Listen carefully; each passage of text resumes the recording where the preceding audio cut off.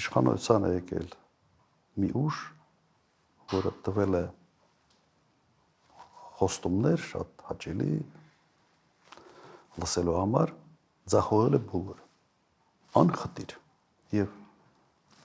չեմ կարծում, որ մեր ժողովուրդը չի կարող սա ոչինչ չտեսնել, համենայնդեպս մեր ժողովրդի մի զգալի մասը։ Հիմա ինչի են իրենք կենտրոնացել այդ խաղաղության օրակարգի վրա, պատճառը մեկն է, էլ ուրիշ ասելիք չկա։ Հիմա պետք է խաղաղության թեզը ֆետիշացնեն և ասեն մնացած երկրորդական է, հիմա մի քիչ էս կողմ են կողմ, բայց մենք միակ անուժն ենք, որը բերում է խաղաղություն։ Իդեպ դա ասում է մի մարդ, որը բերել է Հայաստանի համար ամենից սարսափելի պատերազմը, որի ժամանակ իշխանության գլխին լինելու ժամանակ մենք ունեցել ենք ամենից մեծ քանակի զոհեր և վիրավորներ, և այդ մարդը այսօր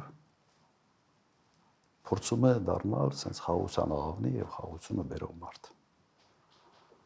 Եվ մինչդեռ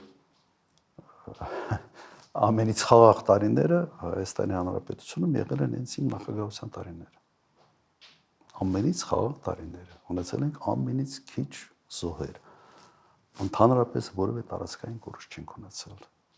և ունեցել ենք մի շարք այլ հաջողություններ տնտեսական ոլորտում։